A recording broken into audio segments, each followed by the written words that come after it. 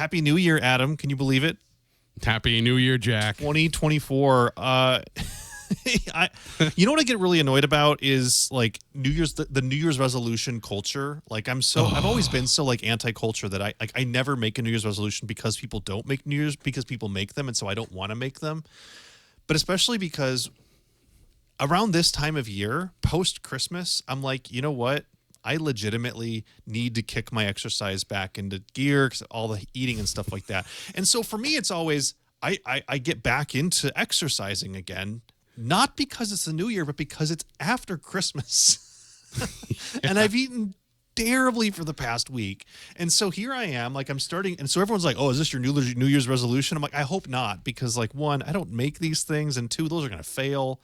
But then like you can't go to the gym because there's all the new people at the gym. I wish don't do gyms. I don't do the gym. Like I just want to be able to work out and not have people think it's a New Year's resolution, right? I mean, I don't know how you feel about resolutions and New Year's and. Oh, I try to make 800 of them. Like, I'm going to go walk every day, or I'm going to go jogging again, and all that fun stuff. I generally fail at every resolution I make. I mean, in the years. I think I want to make a resolution. A couple drinks in me. I think I want to make a resolution of something I want to stop doing, because then I'm guaranteed to start the thing right? Does that work? Like my New Year's resolution is to eat junk food every day. Like maybe then I'll stop eating junk food. Does it work that way? I don't think. No, because my wife cooks really well. And my problem is like ziti bake, and stews. And when my wife cooks, she tends to cook like, so because she's a nurse, she works at night sometimes, and on the weekends sometimes. It's a crazy schedule, nursing people. God, the whole medical field's crazy and nuts. Oh my gosh, it's crazy, absolutely crazy. Oh God, I couldn't imagine dealing with what they have to deal with. But the funny thing is like, so I'll always have ziti bake, and I'll have deliciousness in my fridge. Like I got 3 burritos in the fridge right now because we had burritos last night. Like just so much good food. It's hard, and and then cookies because my wife likes to bake, and we're married 20 years at the end of this month. So wow, congrats! Yeah, congrats in advance. Well, welcome everybody. It's Demo Jockeys time, first one of the new year. So happy 2024, everybody. I'm your host, Jack Cochran. With me, my host, Adam DiTomasso. Adam DiTomasso. How's it How going? You doing, Jack? Yeah, how's everybody doing? Glad you guys could be here. It was a fun last year. Excited for this next month. We're kicking off with this book that I'm going to hold up the right way.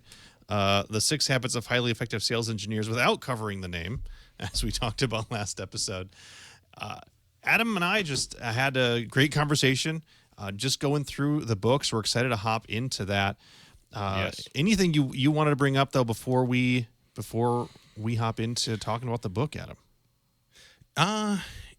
Just other than everyone, I hope you enjoy your new year. I hope you have a wonderful, prosperous new year, and stay listening to us every week because it's going to get a lot of fun. It's going to be a lot of fun for sure. All right, let's get into the episode. Let's talk about the 6 Habits of Highly Effective Sales Engineers.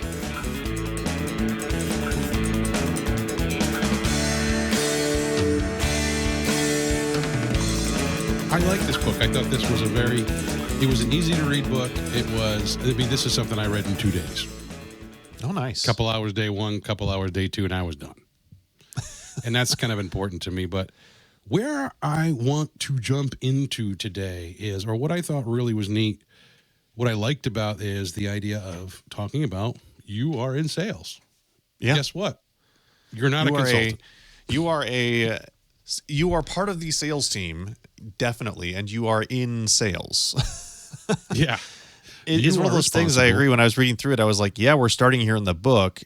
And I feel like with good reason, because I've definitely met people who are like, oh, no, I'm not in sales. I'm a solutions consultant. It's like, yeah, that's fine. Yeah. You're in sales. Guess what? Your job is to sell something. That's your job, end of day. You won't be happy in your job, and you won't get paid your commission, and your company will have problems if you decide not to sell. Yep. Look at your pay plan. It's based on your performance. Yep. And that is a reality of the situation because, I think a lot of SCs come from, nowadays it's funny. 10 years ago, I would say a lot of SCs came from technical support. Sure. But I think with the advent of the pre-sales academy, I think that the industry has opened up to everyone. Mm-hmm. So we've grown as an industry. We have, people can now essentially, I want to go into pre-sales without a technical background, and then I can get the skill set to be able to do that. And I think this entry is a lot lower now than it used to be, for sure. And I am seeing a lot of paths of people in, like, say, BDR, SDR roles looking to move into pre-sales positions. And yeah, it's definitely a sales function. I think the reason why sometimes people get wrapped around the axle about that is because often in pre-sales, we get the benefit of our customer not thinking of us as being in sales, which that I think is pretty good to lean into, right? Because especially if they've got that mindset of the salesperson just wants to make the sale and get out and leave, well, I'm going to trust the solutions consultant because they're not a seller. Yeah, they're not a slammy salesperson. Yeah, I mean, truth be told, we're getting paid on commission just like that, just like the salesperson, right? But it's the perception of the customer that, oh, this is not a salesperson. But at the end of the day, no, you're in sales, and tactics on actually making good sales what will make you better in pre-sales. And you need to be okay with that. Like, that this is your job, and this is what's making you money. When I got into pre-sales, it's funny. I originally, before I got into technical stuff, I was in sales. I like to sell. I was a salesperson. Heck, I even tried to sell cars and just failed miserably at it. And if you put me in an AE role, again, I think I would just fail miserably at it. But what I did like about pre-sales is we get the pressure, I guess you could say, of having to perform, of having to do well and having to, contribute to the sale, but not necessarily the pressure of the close. And that's what I think, that's what worked for me, was not having that closure or that pressure of having to produce a closed deal. Because once in my career, very early as a pre-seller, it was a neat situation. It was one of my first enterprise deals, but the salesperson basically got fired in the middle of the process. And the sales manager just kind of looked at me and went, guess what, you're going to take it over. I'm like, oh my God. Great. Yeah, great. Well, I didn't want to do it. You're taking over something mid-flight, not saying, by the way, you need to keep building all their pipeline, or things one which deal. Are just on the one deal. But I think that's a part that a lot of times in pre-sales, I see a lot of people who have not had any exposure to what it's like to be a seller of any sort. And so there's this thought of, well, what is it that they do?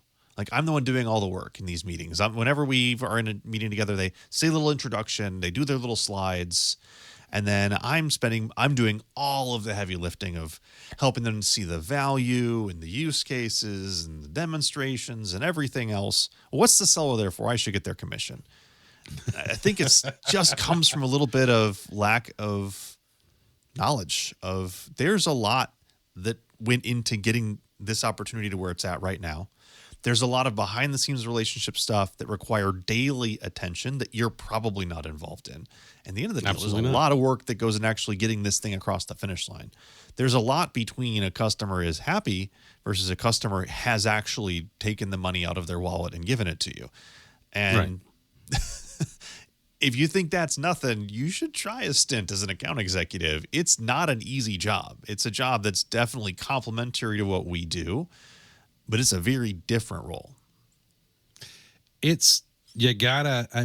of the things I've learned about that role there's certain people in my career, salespeople that I've worked with, that very much helped me direct my career and how I demoed, how I performed, how I, how I presented an RFP, to how I presented a demo, to how I ever did all of that. And there are certain ones that can help you and be allies to you and make you a better seller and make you a better communicator. So it's real important to listen to those salespeople, I think, and particularly if you find one that's been around the blocks, got a lot of good success. Some of the smartest salespeople I ever knew were all VPs of sales who decided to carry a bag again, meaning they did their run as a VP and it was just whatever. I'm done with that. I'd rather just go back to being an individual contributor because I made more money that way because I was a successful salesperson. Those types of people can really help you. And Absolutely. it's good to have a good relationship with them.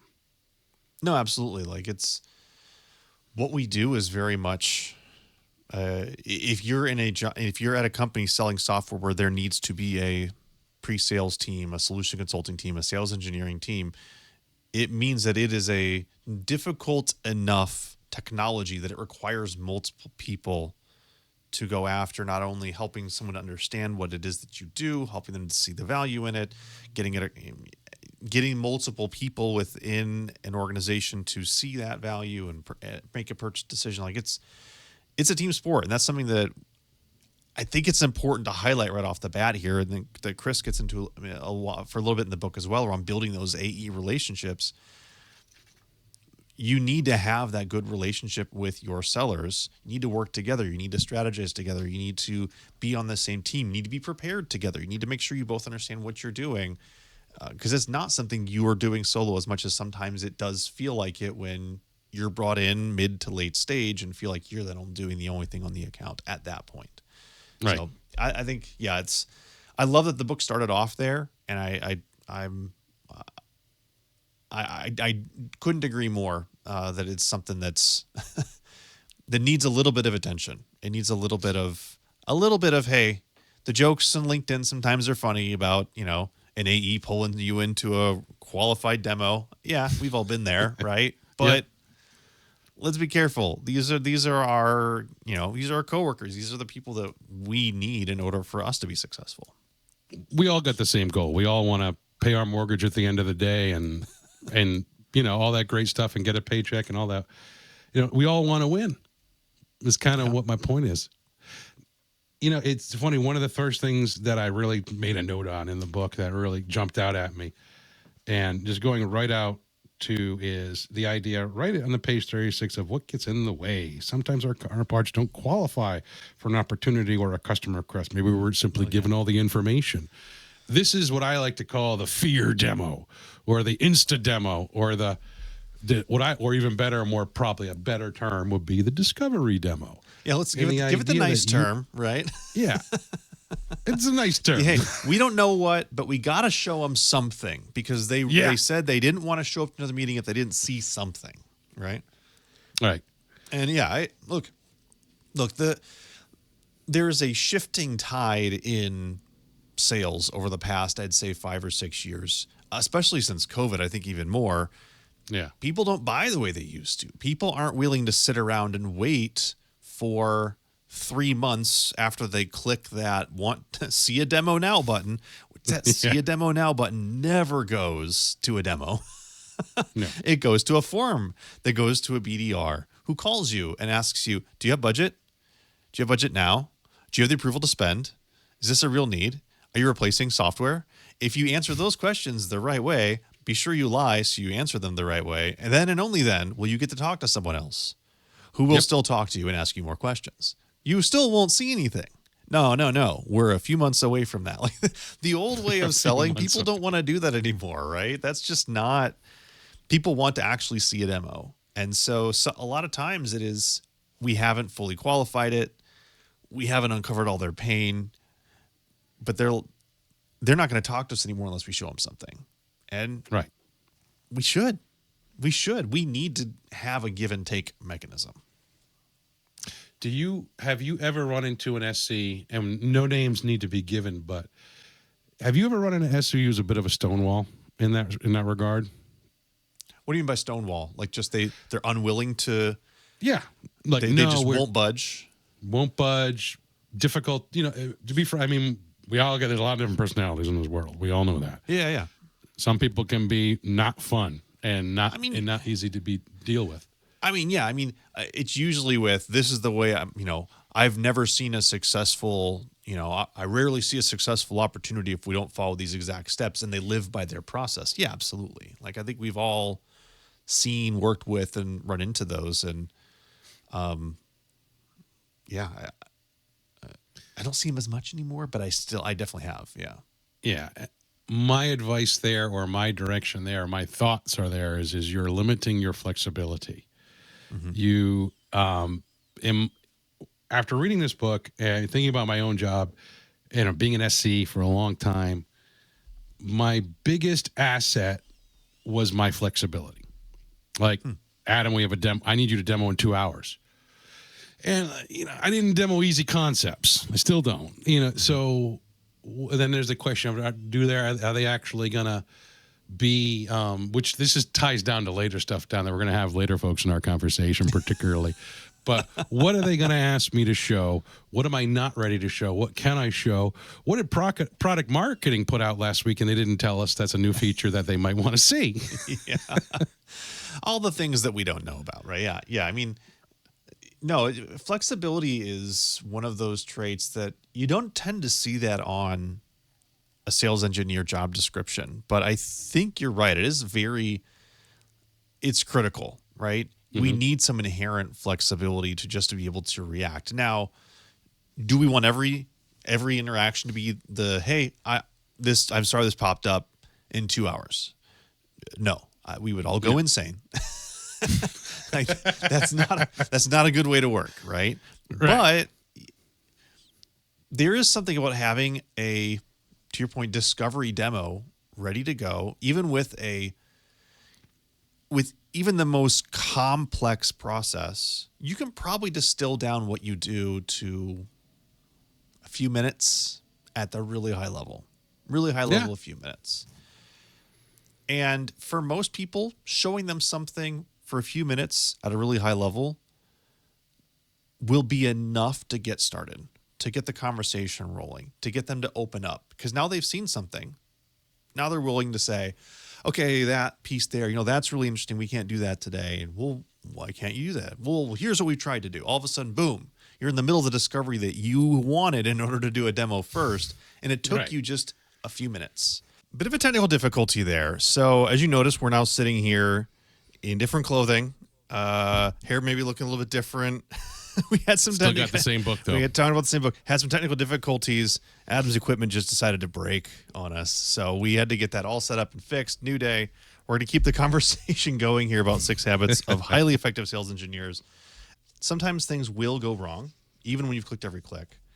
And Chris actually has a list on page 114, what to do when something does go wrong. I like this list. I'll read kind of the highlights. Don't panic. Don't blame the tool. Don't say, ugh, again, what's happening, etc. Don't act like nothing has happened or nothing went wrong, right? Yep. Don't freeze like a deer in the headlights. Don't crawl into a mental bubble, stare at your computer, etc. Don't think out loud or start murmuring. Don't spend too much time trying to solve the problem. Don't try to reconfigure. Don't over-explain. Don't make issues bigger than they are, and don't allow issues to ruin the rest of the demo. That was a real quick, high level. I just zoomed through them. And all of these are spot on because as I was reading this list, I'm like, I've done every single one of these. In fact, the one that I go to, and I'd love to hear from you, the one I tend to go to is I tend to highlight what just went wrong and then explain how, you see, here's why it went wrong. But they don't know They don't want to know that. Nobody they don't does. want to know why. But that's my freeze. Needed information. That's my freeze, and I tend to do the thing where you're going, oh, well, you see, here's what happened. Here's why this is why it's not an issue for you. I'm just, and meanwhile they're going, something went wrong. Like half the time, they might not have even noticed something went wrong. And I think that's the main thing is stop drawing so much attention to it if it does go wrong, and just move on. Now, if it's obvious, like you said, you don't want to pretend like nothing happened, so don't do that. But if it's like the sidebar didn't load, do they need to know that there was a sidebar that didn't load? No, just move on. You're gonna be fine. Particularly if it's something not relevant to your demo. And if you can just quickly move off of it, acknowledge, move off, and keep going. Hey. But don't say, I mean, even adding to, saying things like, oh, we're a startup or, something like that. Just, oh, my gosh. Oh, you're a startup? Oh, okay, great. Thanks. So now I know software I'm not doesn't buy. work? Is that what you mean? Okay. Like, it's just bound to. So these demo instances, vaporware. These demo instances, they're oh, man, they just don't work, I want to talk a minute, though. I think it's important because that's a problem. I mean, the whole thing's a problem. But there's a deeper thought process with Click Every Click, in my opinion. Okay. The packages that we're working with folks, like it could be software, could be you could be working on a VM, or it could be something that you use on demand. So it's either an application you're loading via a browser, or maybe you have your own VM instance. But whatever that mechanism may be, what I always had kind of a couple of golden rules. And one of those golden rules is my iPhone. So I love my iPhone. I love to hotspot. And when I Click Every Click, when I give demos and presentations on site in their office, I never trust their Wi-Fi. Wow. Yeah. That's tough. I'd rather Click Every Click on my phone, cache all the pages. I know it's good. I know my phone works.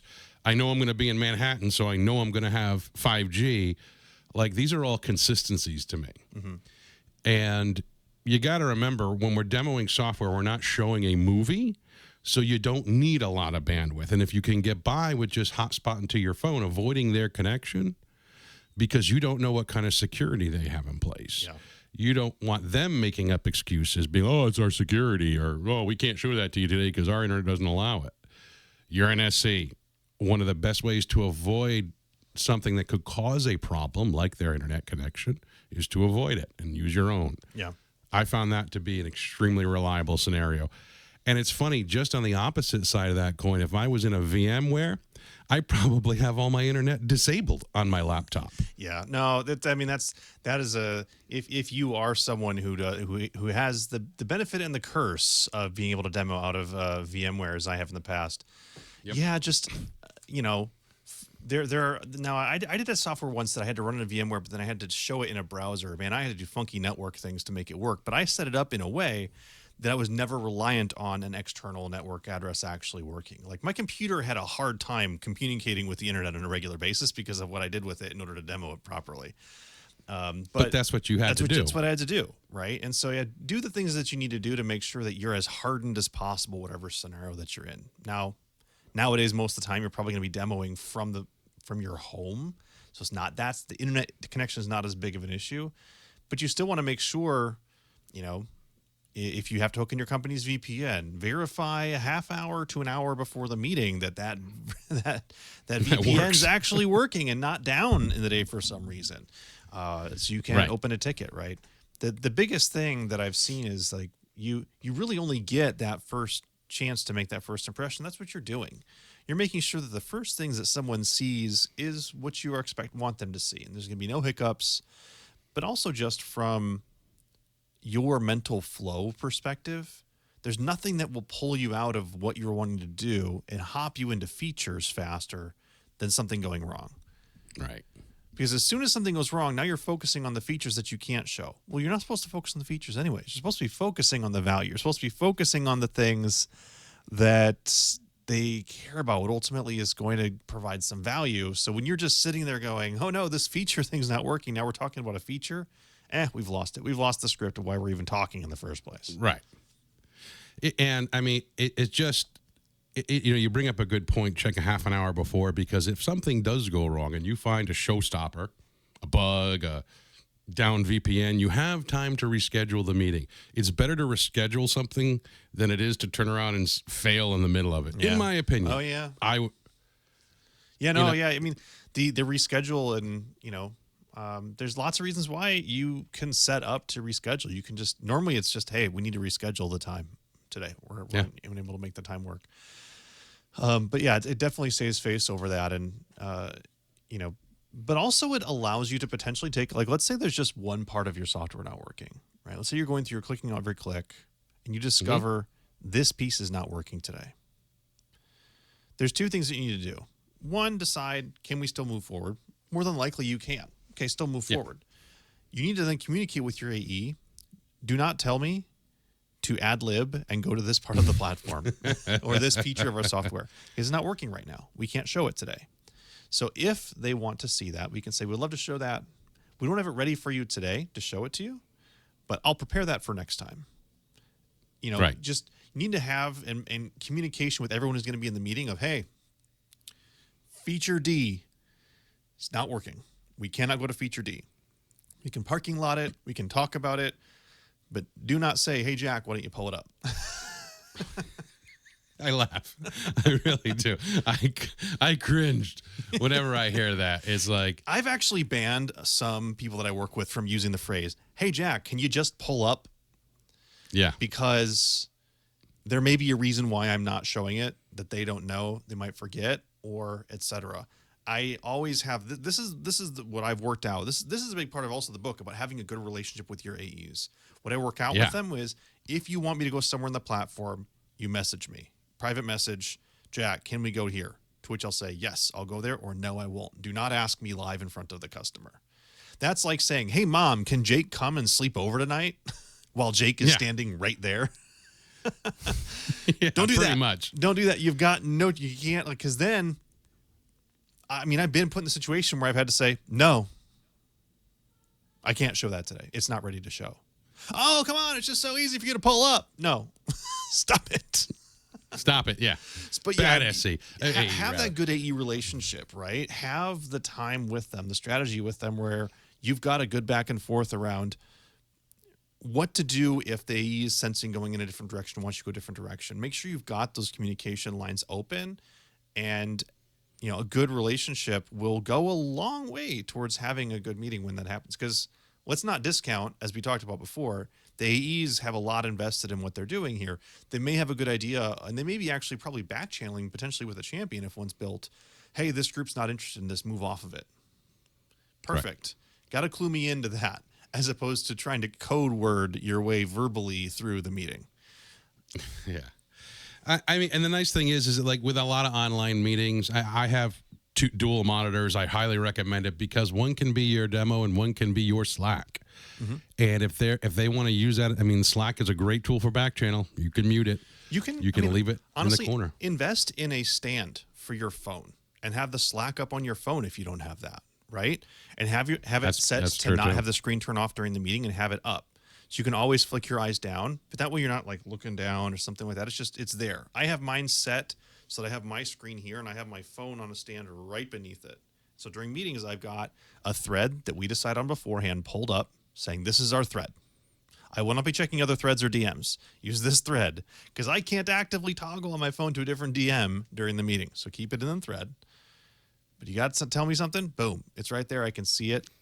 And the most effective AEs, most effective demos I've had is one where they're saying, hey, this is good. 5 more minutes on this. Let's move to the next topic. I'm getting a question from so-and-so. Did you see the question from so-and-so? Why don't we stop and address that? I'm getting some guidance. And so all anyone is seeing on the screen is just me going through and effortlessly addressing questions, etc. But I've got my AEs and others in the room feeding me information and direction and calling the shots. Like, that's a good partnership you want to build. That's just part one. We've got one more segment we're going to do on that next week. So make sure you have followed us, subscribed to us everywhere so you can see the rest of Adam and my conversation. Before we kind of wrap things up, though, Adam, what do you got for us this week in the demo zone? The demo zone. Going with a little bit of an echo effect just because it's a lot of fun in the new year. But I'd love to talk about our friend here, the mouse. Mm. And this is a real simple one, an easy one. And if you want to guarantee to make every member of your audience seasick, keep moving this around. Just nonstop movement. Oh just nonstop movement. Oof. Make sure you click every menu that has small type so they can't read it. And I hope you feel my sarcasm too, folks, because the reality is do not do this. Like, as soon as you move your mouse over something, take your hand off it. Yeah, absolutely. Best way to stop. Tip. Just let go. There's no reason to keep holding that mouse while you're talking. Yeah. And I'm going to give you other little trick. And I learned this from Bob Dole. The younger audience members may not remember him, but to our older audience members, they may. He was a good politician, whether you agree with him or not. But one of the things in his later life, he had Parkinson's disease. And what Bob Dole would do was he had the shakes, and he would hold the pen, and he would grip that pen tight, and it would keep him from shaking. Now, I know that I don't have Parkinson's disease, but one of the things that I have a problem with to this day is, I think due to my Italianness, I tend to talk with my hands a lot. So what I do is I keep a pen in my hand, and I may click it a little bit, but I may hold it, I may twirl it in my fingers, but it keeps my hands occupied, and it keeps me on point, and it keeps me away from the mouse. Jiggling the mouse. Yeah. Until I need to use it. Please don't jiggle a mouse. I've been in a mouse jiggly demo, and you just want them to end. It's not. So don't be in the situation where people want you to end just because you're moving your mouse. That's not what you want. You want people to want you to end because they're sick of what you're talking about. I think. Right. That's yeah. Or they've enjoyed it. Or they've sure. We'll go with that one. Anyway, excellent stop in the demo zone, Adam. I really appreciate it. For those of you who are wanting to know what's coming up next, later this month, we're actually going to have Chris White, the author of the book, is going to be joining us for the third and fourth episode of this month. So please make sure you're tuned in for that. Subscribe, follow, leave us a review. Best thing that you can possibly do is tell your friends about us. That really helps up the episodes, helps out the show a lot. So please do that. And for those of you wanting to get ahead on the read for next month we're going through Doing Discovery by Peter Cohen. It's going to be great. If those of you don't know, he is the author of Great Demo. This is a book he released late last year, and it covers the pre-demo stuff on doing good discoveries in SC. Fantastic read both for SCs and account executives alike. Everyone involved in sales should be reading this book, in my opinion. But that's what's coming up. But that's all we got time for today. Adam, pleasure as always. We'll see you next week. See you next week, everybody.